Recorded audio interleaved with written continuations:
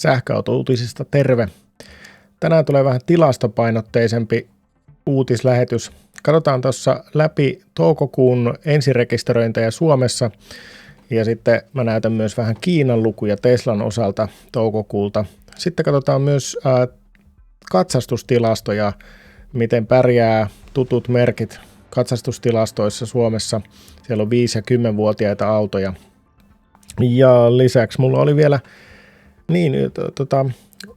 tekniikan maailma oli myös löytänyt tuosta Smart 1:stä aika pahan turvallisuuspuutteen, niin katsotaan vielä, mitä tekniikan maailma siitä sanoo. Ja lopuksi tämmöinen loppukevennys. Välillä tulee kommentteja, että mun thumbnailit on, eli ne pikkukuvat on vähän spedejä, niin mä tehdään livenä se tähän lähetykseen se, kun mä otan kuvan sitä thumbnailia varten, sen jälkeen mä lisään sinne kyllä ne tekstit ja muut, mutta lähdetään kuitenkin katsomaan näitä tilastoja. Eli toukokuun autojen ensirekisteröintitilastot on nyt taas tullut ja henkilöautojen myynnissä mennään erittäin syvällä tällä hetkellä vielä, en tiedä jatkuuko kauankin, mutta henkilöautojen ensirekisteröinejä tuossa toukokuussa 2024 muutos oli vuoden takaiseen -17,5%, eli 7700 autoa ensirekisteröitiin tämän vuoden toukokuussa, kun vuosi sitten se oli 9400.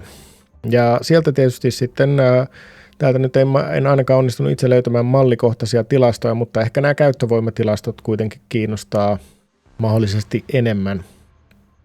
Eli tässä nyt nämä on nyt sitten käyttövoimittain. Sieltä dieselin osuus 5,57, vuosi sitten se oli, tai koko viime vuoden osuus oli 5,78 ja toissa vuonna 8,60, että se on ollut kyllä itse asiassa jyrkkää laskua. Tuossa vielä 9 vuotta sitten dieselin osuus oli 35%, eli siitä on melkein tämmöinen 30%, aika lailla tasan 30% lähtenyt kiiselin osuudesta. Bensiinin osuus pysyy, itse asiassa viime vuoteen verrattuna se on kasvanut viime vuonna 39%, nyt tässä ensimmäiset 5 kuukautta, siis tämä ei ole pelkkä toukokuu, vaan tämän vuoden ensimmäiset 5 kuukautta kumulatiiviset 46,5%, eli täysbensa-autot on kasvattaneet osuutta viime vuoteen verrattuna. Hybridit on nyt sitten ehkä vähän tuo kasvu taittunut, se on samaa luokkaa kuin oli koko viime vuoden osalta 20,8% ja se on melkein koko tämän viimeiset 4 vuotta nyt pysynyt sitten aika stabiilina tuossa 20% pinnassa.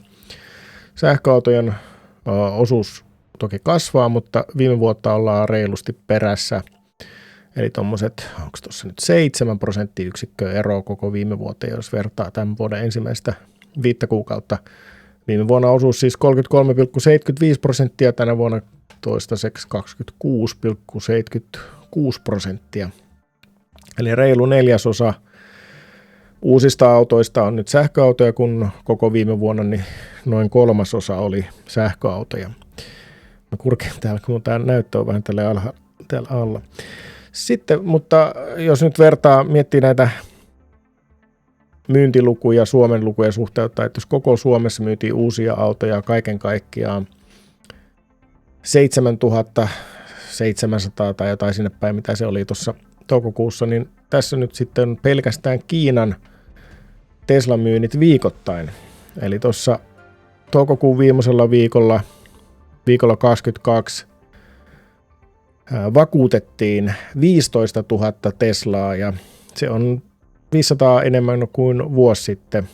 Ja itse asiassa koko toukokuu on Teslalla mennyt vahvasti verrattuna viime vuoteen. Eli joka viikko on ollut kasvua, eli siellä on nyt on mutta kumulatiivisesti Kiinassa ollaan vielä kuitenkin perässä edellisvuotta, että vuosi sitten tähän aikaan oli 231 000 Teslaa ja nyt ollaan 224 000, mutta toukokuussa jostain syystä kauppa on käynyt aika hyvin ja tuo 15 000 on ihan hyvä luku. Mutta kuten yleensäkin Teslalla, niin tässä nyt näkyy sitten nämä 4 seuraavaa viikkoa ja sitten hypätään seuraavan kvartaalin puolelle, eli tämä on aina tähän kvartaalin loppuun kova loppurynnistys, eli oletettavissa on, että seuraavina viikkoina myydään paljon Tesloja tässä kesäkuun aikana, ja en yllättyisi, jos sieltä taas jotain tarjouksia ainakin joillekin markkinoille olisi. Tietenkään nämä Suomen muutamat sadat kappaleet ei ole kuin pisara meressä, mutta Kiinassa noilla luvuilla alkaa olla jo iso merkitys sitten. Mutta sitten käydään katsoa katsastustilastoja, koska niistä oli, joku pisti eilen kommenttiakin niistä, että miten Tesla on huonosti tai sähköautot huonosti menestynyt, ja Teslan puslathan oli nyt sitten syypäänä tähän, että sähköautojen maine on pilattu, koska Saksassa oli aika korkea tuo hylkäysprosentti. Mutta katsotaan Suomesta. Tekniikan maailma oli koostanut näistä Traficomin luvuista. Siellä oli 5- ja 10-vuotiaista autoista. Eli tässä on 5-vuotiaat autot, ja nyt puhutaan merkeistä. Eli vähän vikaisimmat merkit: Lexus 1,7, Suzuki ja Toyota top 3 ja sitten vielä top 4 Honda, eli japanilaisilla top 4 johto tuossa 5-vuotiaissa autoissa. On siellä aika hyvä edustus top 10, japanilaisia muutenkin. Miniä ja Mazda ja Fordia ja Mitsubishi ja Volvo ja Subarua siellä top 10 löytyy. Mutta sitten hylätyimmät merkit, no sielläkin löytyy sitten kyllä joku japanilainen. Nissan on siellä bottom 10, mutta Dacia on häntä siellä, Renault sitten toiseksi viimeisena ja Tesla kolmanneksi viimeisellä. Eli 16,9% keskimäärin 5-vuotiaista Tesloista on saanut hylsyn katsastuksessa.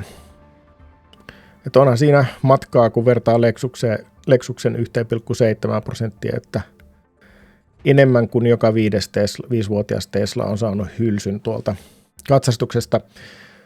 Ja varmasti Teslan huolto-ohjelman puute on yksi iso merkittävä tekijä tähän, että miksi niitä hylsyjä tulee. Että jos ajaa 5 vuotta eikä kertaakaan käy edes huolattamassa ja tarkistuttamassa niitä alustaa, niin kyllähän se hylsyjä herkästi sieltä tulee.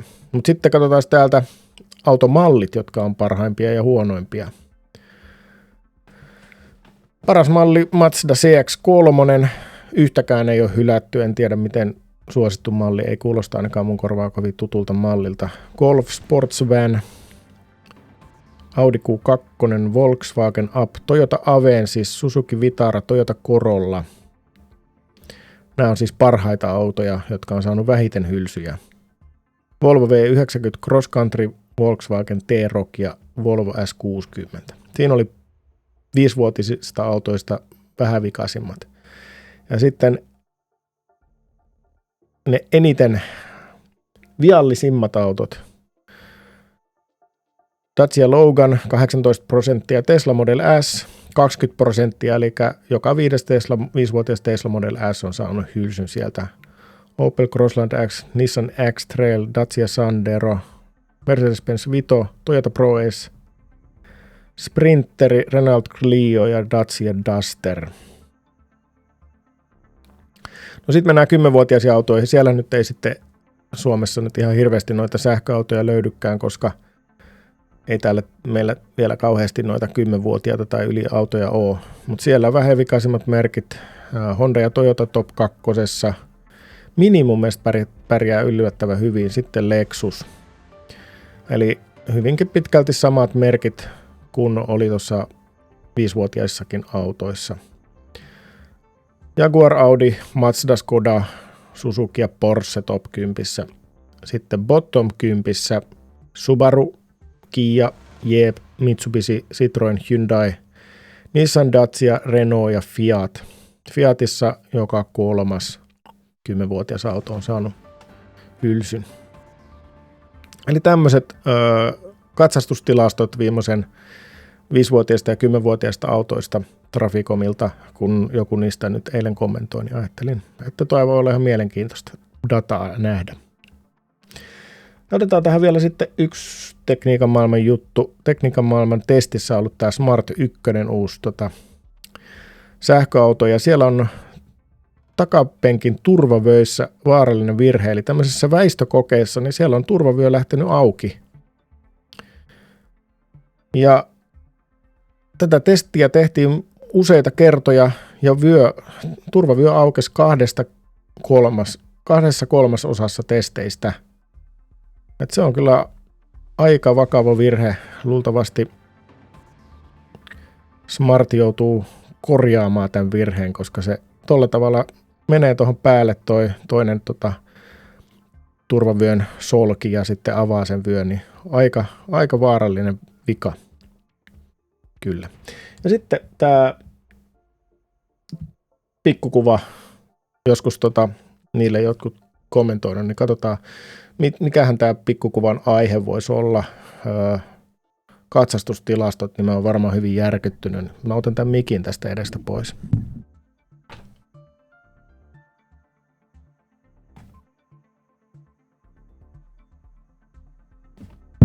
Olisiko siinä pari hyvää? Ei muuta kuin kiitos, että katselit videon loppuun asti ja pistää tilaukseen ja nähdään jälleen pian. Moikka!